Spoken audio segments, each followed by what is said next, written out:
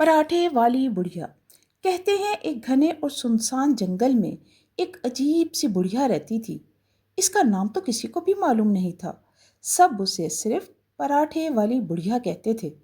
اس کا جھونپڑا درختوں کے بیچ کچھ یوں چھپا ہوا تھا کہ جو بھی اس کے پاس پہنچتا حیران رہ جاتا۔ اس کے گھر میں چولہا اور لکڑیوں کا ڈھیر، ایک پتھر کی چوکی اور ایک پرانا سا توا تھا جس پر وہ ایسے پراٹھے بناتی کہ خوشبو میلوں تک پھیل جاتی۔ ایک دن 3 مسافر جمی، نونو اور ببن جنگل میں راستہ بھٹک گئے۔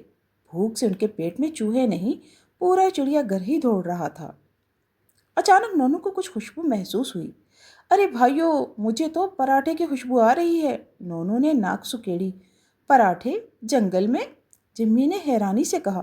چلو دیکھتے ہیں، ببن بولا۔ تینوں خوشبو کے پیچھے چلتے چلتے ایک گھنے درخت کے پیچھے جا پہنچے جہاں ایک جھونپڑی سے دھواں نکل رہا تھا۔ باہر ایک بوڑھی عورت بیٹھی مسکرا رہی تھی۔ آ گئے تم لوگ؟ بڑھیا بولی۔ آپ کو کیسے پتا چلا کہ ہم آ رہے ہیں؟ جمی نے پوچھا۔ بڑھیا ہنسی۔ جنگل سب کچھ بتا دیتا ہے۔ اور تمہیں بھوک لگ رہی ہے نا؟ تینوں نے شرما کر سر ہلا دیا۔ بڑھیا اندر گئی اور تھوڑی دیر بعد 3 اتنے بڑے پراٹھے لے کر آئی کہ انہیں دیکھ کر سب کی آنکھیں پھٹ گئیں۔ ہر پراٹھا ایک تشتری جتنا بڑا، گرم، خوشبودار اور نرم نرم تھا۔ یہ کھا لو، 2 دن تک بھوک نہیں لگے گی، لیکن ایک شرط ہے، بڑھیا نے مسکرا کر کہا۔ کون سی شرط؟ نونو گھبرا گیا۔